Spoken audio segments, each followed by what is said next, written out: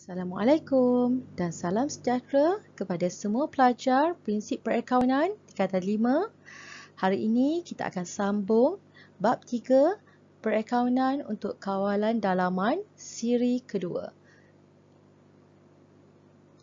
Standard pembelajaran untuk hari ini 12.2 Penyata penyesuaian bank, di mana pelajar akan dapat menerangkan fungsi penyata bank dan tujuan penyediaan penyata penyesuaian bank. Penyata penyesuaian bank. Okey, daripada nama itu sendiri kamu dah dapat gambaran.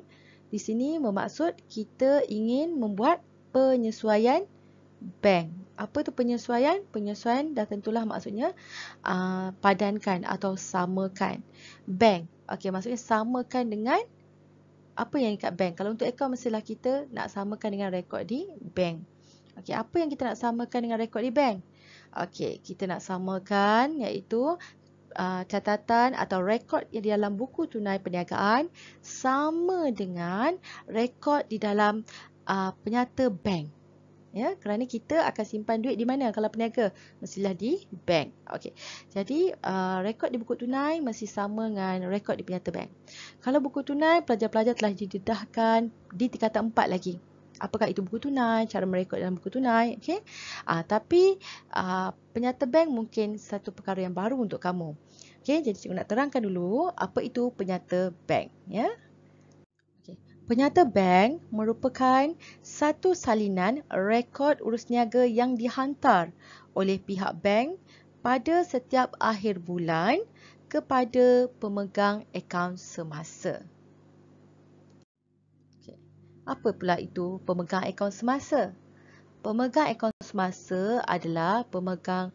Okey, pelajar-pelajar tahu kan di bank kita ada 3 jenis akaun, iaitu kita ada akaun simpanan biasa, akaun semasa dan akaun simpanan tetap, ya.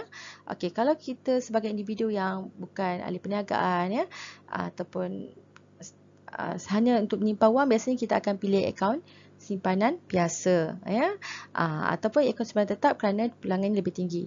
Tetapi bagi setengah individu, terutamanya peniaga-peniaga, mereka akan memilih menyimpan dalam akaun semasa.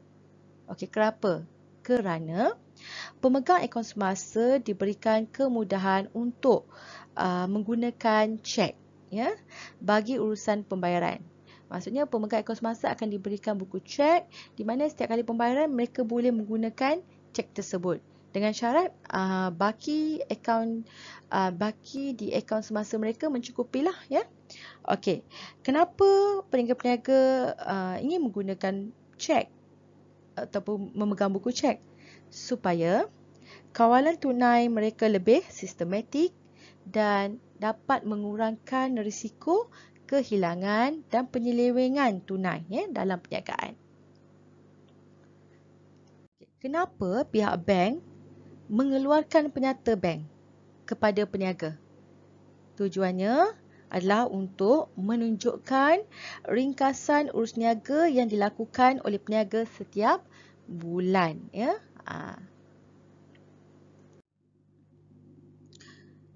Okey, pelajar-pelajar, apakah fungsi penyata bank? Okey, ada 3 fungsi di sini, iaitu yang pertama supaya peniaga dapat mengetahui baki akhir akaun bank, ya, pada setiap bulan. Jadi kita tahulah berapa jumlah simpanan kita yang masih ada dalam akaun simpanan semasa. Okay. Yang kedua, berkenaan dengan penerimaan dan pembayaran, ya, di mana dengan merujuk kepada penyata bank, peniaga dapat mengetahui jumlah yang telah dibayar dan diterima menggunakan apa? Menggunakan apa? Mestilah menggunakan cek sebab simpan akaun semasa, kan?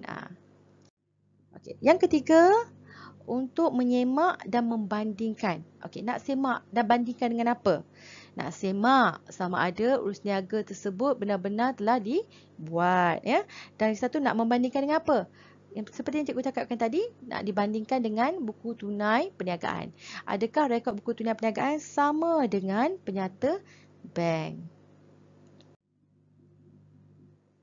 Okey, di sini cikgu dah buatkan keyword untuk kamu ingat. Yang pertama, baki. Yang kedua, bayar dan terima. Dan yang ketiga, semak dan banding. Okey, kita nak lihat pula bagaimana sesebuah perniagaan itu dapat melaksanakan kawalan dalaman tunai untuk perniagaan mereka. Ya? Untuk membolehkan ianya berlaku, kita selaku pemilik perniagaan perlu tahu ya apakah hubungan antara buku tunai lajur bank dengan penyata bank ya. Kalau kita tahu, kita mudah untuk membuat kawalan dalaman ya. Okey, jom kita rujuk kepada contoh yang cikgu berikan. Okay, berikut adalah buku tunai, contoh buku tunai dan penyata bank yang diambil daripada sebuah perniagaan ya, di mana buku tunai disediakan oleh peniaga dan penyata bank disediakan oleh pihak bank. Kedua-duanya adalah untuk bulan Januari 2017 ya. Okey, kita perlu membuat perbandingan sama ada dalam buku tunai iaitu lajur bank sama dengan rekod di penyata bank ya. Okey. Mula kita lihat terlebih dahulu baki. Di sini kita lihat baki. Warna tak terang sekejap. Baki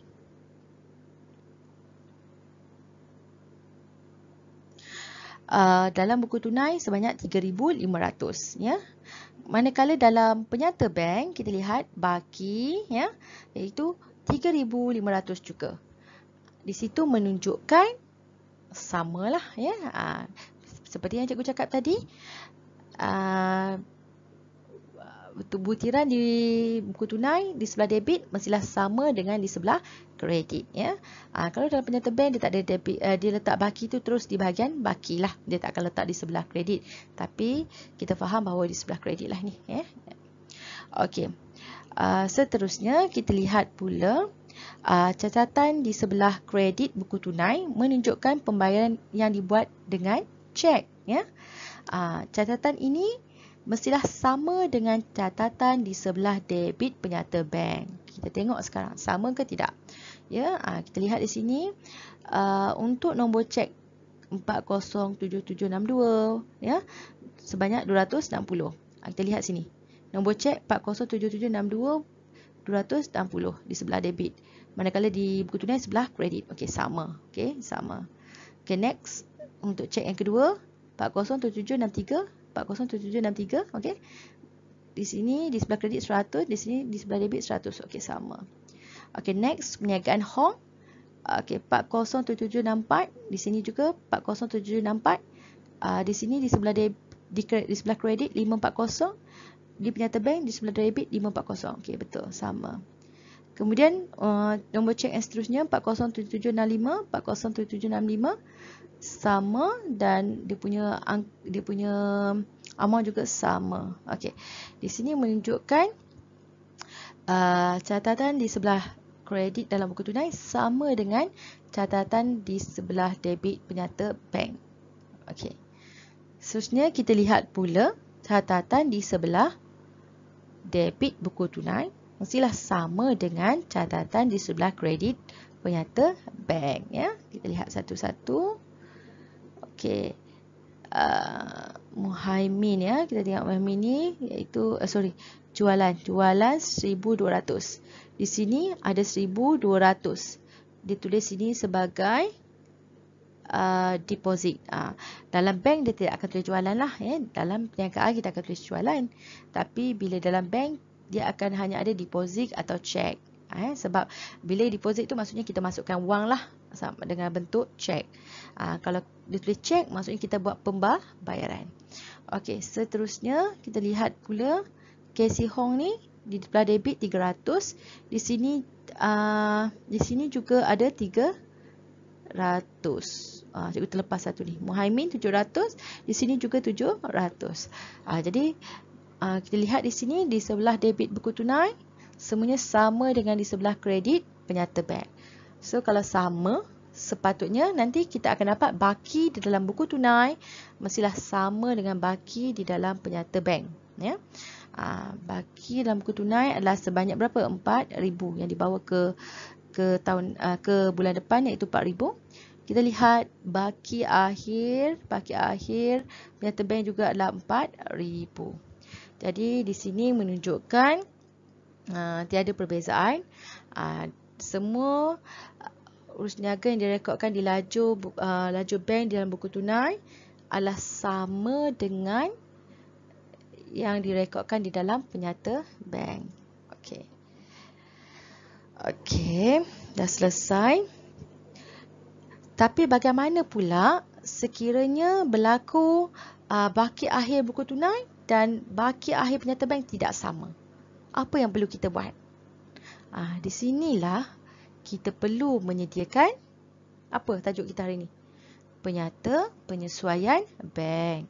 Sekiranya berlaku ketidaksamaan lah. Maksudnya di sebelah buku tunai, di buku tunai baki 2,000, manakala di penyata bank baki 4,000. Okey, di situ kita perlu menyediakan penyata penyesuaian bank dan kita kena cari apa yang menyebabkan berlaku tidak sama. Sama ada kesilapan merekod ataupun ada urus niaga yang direkodkan di buku tunai tapi tidak direkodkan di penyata bank, ataupun ada yang direkodkan di penyata bank tapi tidak direkod dalam buku tunai. Okey. Kita dah selesai untuk itu. Seterusnya kita akan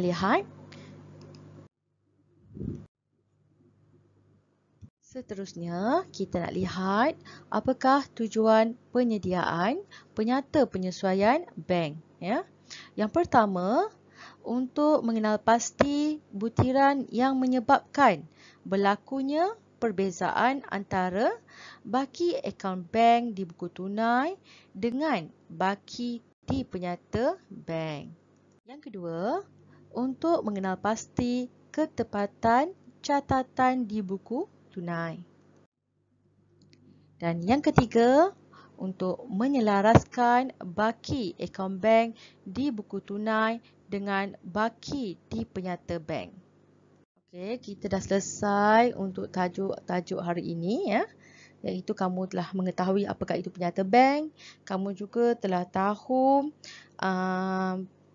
bagaimana untuk membuat analisis akaun bank dan penyata bank, apakah fungsi penyata bank, dan kamu juga dah tahu apakah tujuan penyediaan penyata penyesuaian bank. Okey, jadi kita akan sambung dalam kelas akan datang. Sebelum tu, seperti biasa, cikgu ada latihan untuk kamu.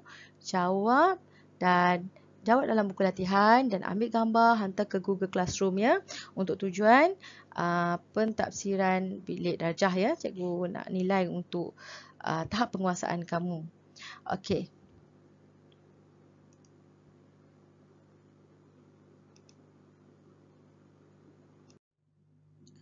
Ini latihan yang cikgu sediakan untuk kamu. Jawab dalam buku latihan dan seperti biasa ambil gambar dan masukkan ke Google Classroom untuk tajuk ini, untuk penilaian PPT kamu. Okey, sebelum berakhir, cikgu ada kata motivasi buat kamu. Teruslah berjalan walau jalannya sulit, kerana jalan yang sulit selalunya membawamu ke tempat yang indah yang tidak pernah dicapai oleh orang biasa. Okey, teruskan belajar dari rumah bersama cikgu. Jumpa lagi dalam kelas akan datang. Okey, bye.